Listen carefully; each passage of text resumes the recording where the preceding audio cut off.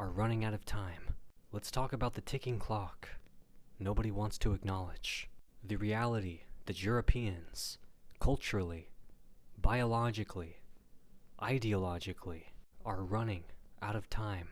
Not metaphorically, not spiritually, not oh, we're all dying one day. I mean in the most literal, historical, civilizational sense. The countdown has already started, and the sand in the hourglass is visibly thinning. But here's the thing, everybody else already learned how to live with time. Your colonial understanding makes you weak. It truly does.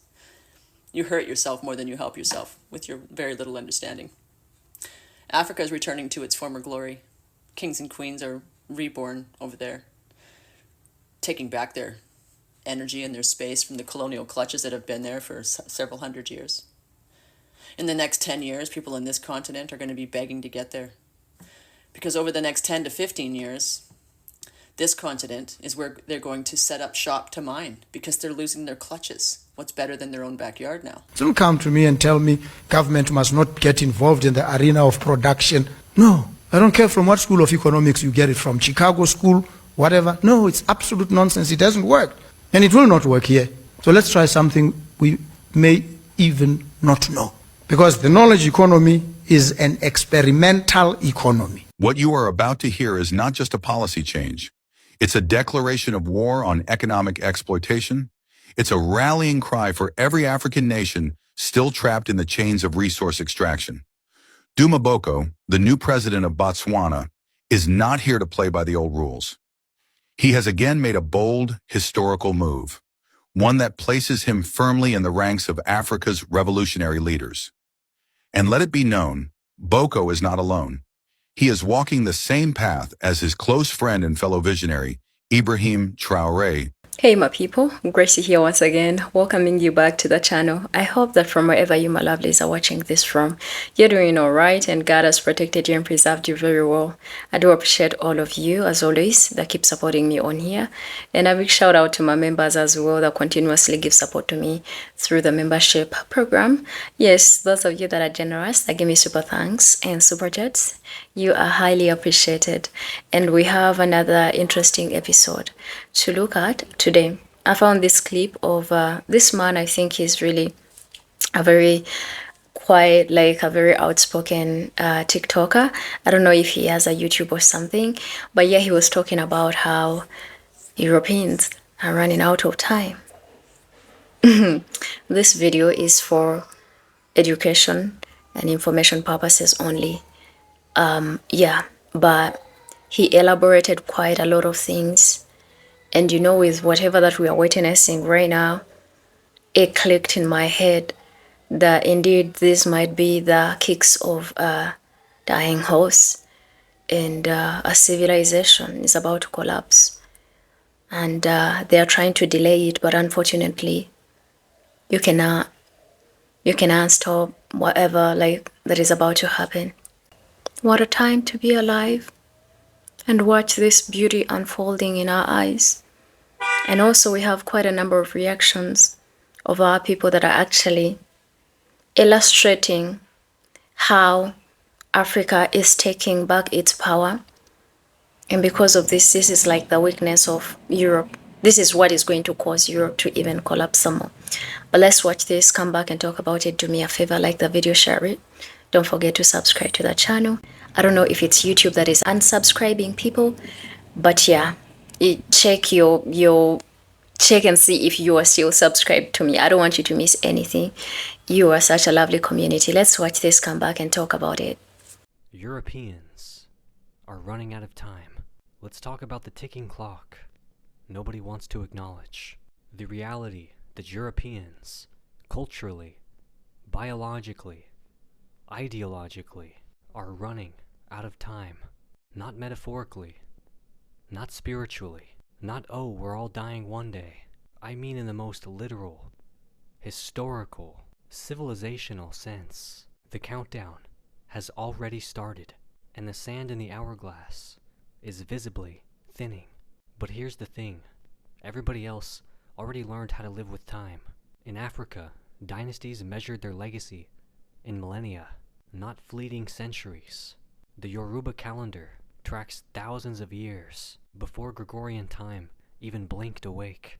The Chinese kept astrological records so precise that Western astronomers stole their data to calibrate their own telescopes. The Maya not only mapped time, but weaponized it, creating calendars so advanced, Europeans literally misread them as prophecies, because the idea of cyclical, regenerating epics was so alien to their apocalyptic, terminal worldview. Meanwhile, Europe's relationship to time has always been one of desperation and denial, an endless scramble to catch up, to erase the centuries of stagnation, feudal decay, and spiritual rot that defined the Dark Ages, while the rest of the world thrived. Europe didn't discover time. They tripped over it, panicked, and started slapping clocks on every church and wall, terrified of falling any further behind. Progress became a neurotic compulsion. Industrialize, colonize, extract, exhaust, always more, faster, now. Before someone notices, there's nothing left beneath the powder and marble but anxiety, debts, and ash. Even today, demographically, the numbers are in freefall. Aging populations, collapsing birth rates, shrinking youth, entire towns across southern and eastern Europe abandoned, forests reclaiming dead fields, where peasants once toiled for kings who no longer exist. Meanwhile, Africa's median age is under 20. India's population just surpassed China's. Latin America's cities pulse with youth and potential. Europeans are literally graying out of history, clinging to immigration bans, nationalist nostalgia, and Instagrammed ruins, hoping to freeze time with bureaucracy and border walls. But you can't wall off entropy. You can't deport decay. Culturally, too, the clock is ruthless. The myth of Western civilization as eternal has evaporated. The Louvre is stuffed with loot from nations that now write their own histories. English is a currency of global poverty, not prestige. The Vatican hemorrhages relevance, while the global South claims Christianity for itself. European universities bleed talent to Asian and African STEM powerhouses. Their fashion, art, and music recycle American blackness or Asian futurism. Even their tech oligarchs depend on migrant labor and imported genius. Every frantic call to return to tradition is just a metronome tricking down to irrelevance. Ideologically, the panic is palpable. Every great replacement conspiracy, every Brexit, every book ban, every pearl-clutching editorial about declining Western values is a terrified admission. Time is up. You had your centuries. You used them to burn, loot, and gaslight the globe. And now, as the world wakes up, reparations, repatriations, reconnections to lost languages and ancestors, the only thing left is a spiral of denial, reaction, and decay. The sun never set on your empire, because time itself refused to sit still for you. But now, the sun is rising elsewhere, and your shadow is shrinking, hour by hour, day by day.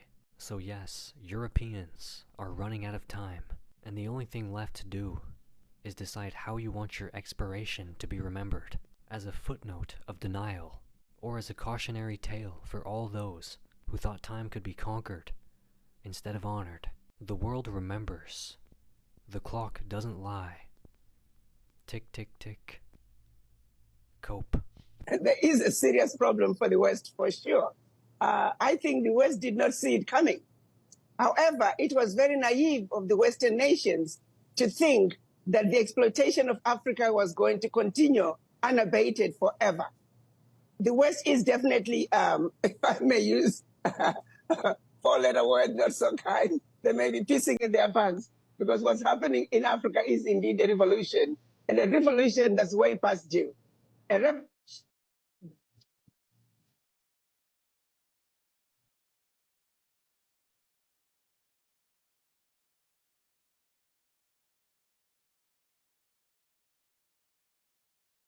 In an extraordinary and unapologetic act of diplomatic defiance, the Republic of Chad has officially banned all U.S. nationals from entering its territory.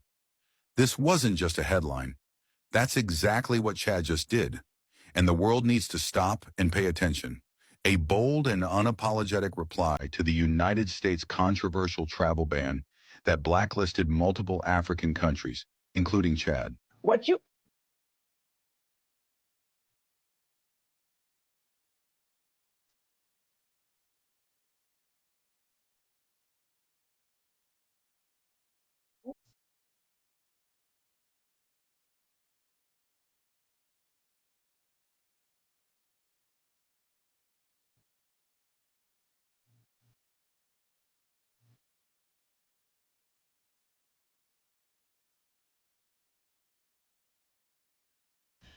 Your colonial understanding makes you weak. It truly does. You hurt yourself more than you help yourself with your very little understanding. Africa is returning to its former glory. Kings and queens are reborn over there, taking back their energy and their space from the colonial clutches that have been there for several hundred years. In the next 10 years, people in this continent are going to be begging to get there. Because over the next 10 to 15 years, this continent is where they're going to set up shop to mine because they're losing their clutches. What's better than their own backyard now? Yeah, they've been moving people out of their rural spaces and into 15-minute cities for 25 fucking years.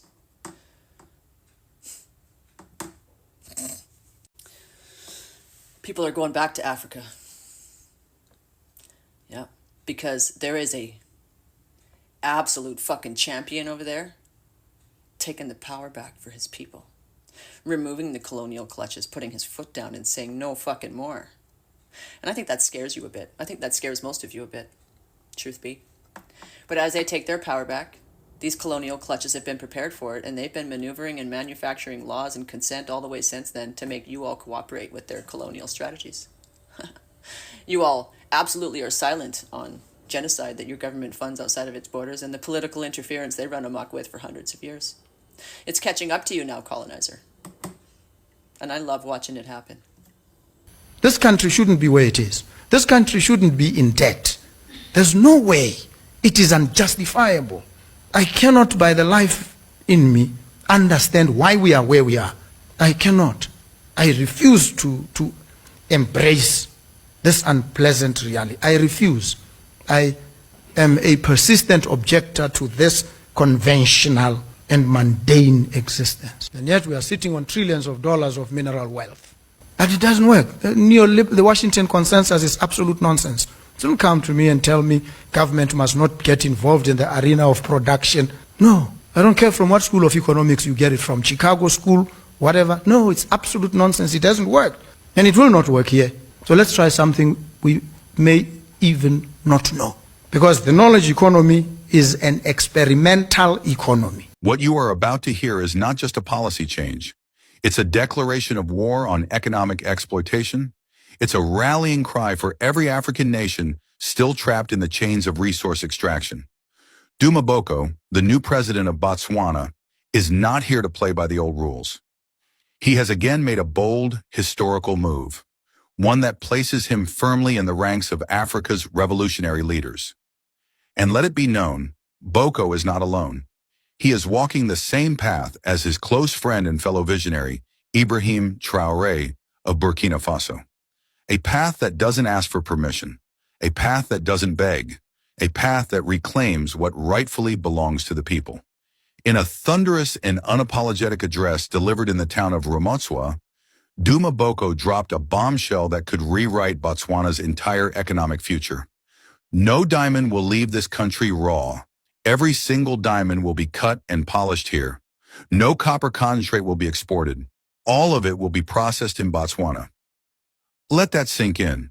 For decades, Botswana, like most Africans. So the new woman president of Namibia is taking back the land from German settlers. On May 28th, Namibia held its first G-Side Remembrance Day. It commemorated when Germans came to the country and murdered over 100,000 indigenous people. This was considered the first G-Side of the 20th century. Similar to South Africa, Namibia has 8% white people in the country, yet they own 70% of the farmland. And they got that through cruelty and brutality. From 1884 to 1915, the Germans came in and wrecked shop, honey. When the indigenous tried to fight back, they created concentration camps. Seems like that's kind of a trend for them. And these camps are considered Germans' first concentration camps. You know, before Auschwitz. And the German military executed those that didn't want to give up their land. In 2021, Germany finally admitted to what they did there. Germany promised that they would pay them $1.2 billion or $40 million for every year. However, Germany has not returned the looted land that they stole. So now, the government of Namibia said they're taking it back. And the German settlers are not very happy with that. Looks like Africa is starting to set a trend. They want their land back. No matter if it's South Africa or Namibia, you don't belong there. I'm going to have to borrow this quote from one of the greatest leaders of Black Panther that said that you can kill the revolutionary, but you cannot kill the revolution. You can jail the revolutionary, but you cannot jail the revolution. And you can't jail the ideas, which is exactly what is happening. I think they thought they are going to contain this for forever. But you know, God is a very just judge. God is such a just judge that he can let you be prideful. The scriptures say he humbles the prideful and then he exalts the humble, right? They tried to contain this with all their might. Let me tell you, there's quite a number of them that never wanted to see a time like this come to pass. See people like Ibrahim Traore that is speaking with his voice. And because of him, more other countries are standing up. Namibia, the president, the woman president, she literally, kicked out, I don't know how many Europeans, in fact, I think Americans, kicked them out of her country. And she said the resources, none of it is going to leave this country, right? Everything. We have to hold the last, we have to have the last say on our resources. Now, ladies and gentlemen, look at what is going on in Botswana. Yeah, they are saying no diamond is leaving this country. When it's not refined, we have to cut each and everything, and we have to hold the end of the deal. It's gonna be on our terms. Oh my. When I tell you, what a time to be alive and see these things happening. These people are running out of time. That's why they're trying all they are trying to do. You see, the French are panicking. Their government already collapsed. UK, all of them are afraid. They're like, there are no white kids in UK schools. But they are forgetting that they left a legacy. They went and caused and just committed a lot of atrocities on the people. And now they are wondering why it is like the way it is. You're seeing Australia. They are crying of how they are tired of multiculturalism because, I guess, they don't see themselves in these people. And they're afraid. That's what happens when someone is about to lose it. They surely will lose it. God is not a son of man to lie or to be mocked. You can do whatever that you want to do. But I'm telling you, I promise you, I'm smiling because it makes me happy. The injustices that so many people have had to endure, the continent have had to endure, black people in America have had to endure, people in Brazil have had to endure, the Caribbeans have had to endure, Dominican, the colonization and everything, the wars that these people have caused, right? The havoc, how they have wrecked the world, how they continuously continue. They want to literally wreck the world. They want to wreck the boat that nobody will survive. They're running out of time, and they don't have enough resources anymore. Of course, number wise. Oh my goodness. Number wise. Amazing. That's all I can say. I'm so happy that our continent is rising. A lot of leaders in Africa are now speaking with one voice. All I can say is what a time to be alive. And for all the melanated people that have waited, for this time to come, right? I know you are excited. I'm going to read you a scripture because I feel like it fits the description of what I am talking about. I think that's what I'm going to conclude with. So this scripture is in the book of Romans. The chapter is 8, and then the verses we're going to read from, verses 19. And you're going to see exactly why I wanted to read this so bad. For the earnest expectation of the creation eagerly awaits for the revealing of the sons of God. For the creation was subjected to futility, not willingly, but because of him who subjected it in hope, because the creation itself also will be delivered from the bondage of corruption into the glorious liberty of the children of God. Okay, 22. For we know that the whole creation groans and labors with a birth pangs together until now. And I feel like there's just been that desire. I'm not trying to preach, okay? But there's just been that desire for people to break free from, I don't even know. You know what Europeans have subjected the world to.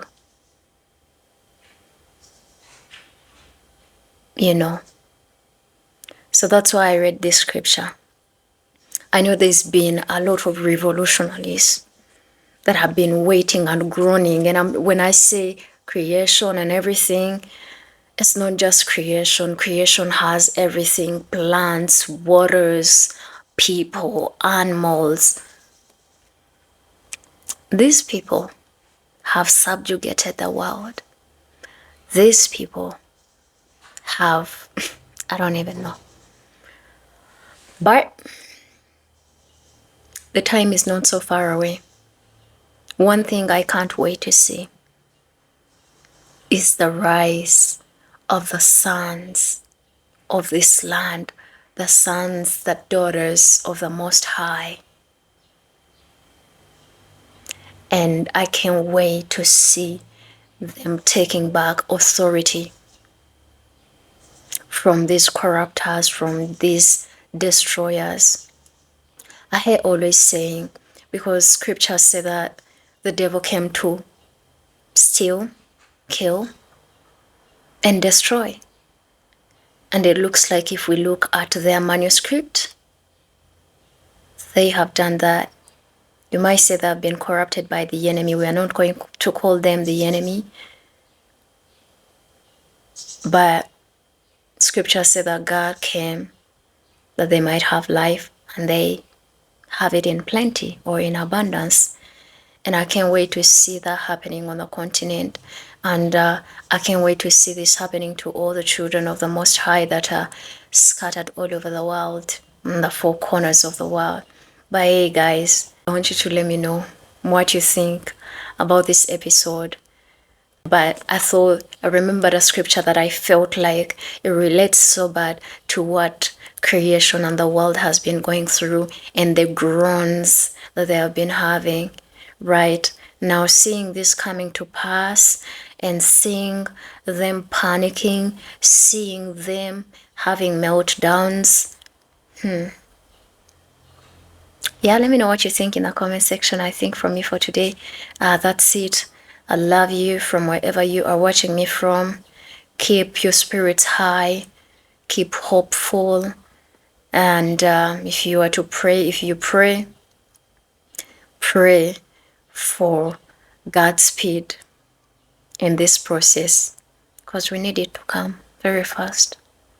I love you. I'll see all of you in another amazing video. Until then, my name is Krishi, and bye-bye.